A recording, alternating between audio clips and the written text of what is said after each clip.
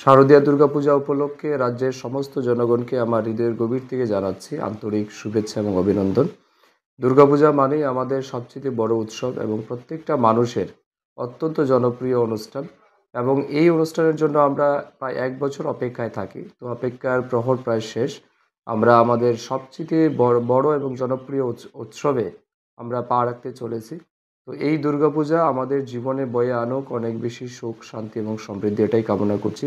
পাশাপাশি দেবী দুর্গার আগমনে আমরা যাতে সমাজের সমস্ত অশুভ শক্তি থেকে মুক্ত হতে পারি এবং সমস্ত আমাদের সমাজের যে সমস্ত নেতিবাচক বিষয় রয়েছে সেগুলি যাতে ধ্বংস হয়ে যায়, এটাই প্রার্থনা করছি।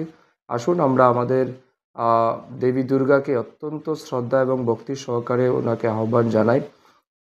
সাত্ত্বিকভাবে যাতে আমরা পূজা করি, এবং সমস্ত পূজা কমিটির প্রতি আমার আবেদন থাকবে আমরা যাতে হিন্দু রীতিনীতি মেনে দুর্গাপূজা করি, কোনো রকমের পশ্চিমা সংস্কৃতি কিংবা অপসংস্কৃতির সাথে যাতে আমরা যুক্ত না থাকি। একটা বিষয় অনেক সময় লক্ষ্য করা যায় যে দুর্গাপূজার সময় বা বিসর্জনের সময় অনেকেই ডিজে বাজিয়ে মদমত্ত অবস্থায়, উচ্ছৃঙ্খল অবস্থায় মূর্তি বিসর্জন করা, আমি মনে করি এটা হিন্দু সনাতন সংস্কৃতির বিরোধী। অতএব আসুন সবাই মিলে আমরা শ্রদ্ধা এবং ভক্তি সহকারে যেমন পূজা করব, ঠিক তেমনি মূর্তি বিসর্জনও করব নির্দিষ্ট জায়গায়। এই আবেদন আমি সবার কাছে রাখছি।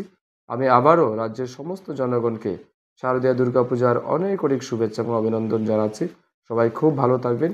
নমস্কার, ধন্যবাদ।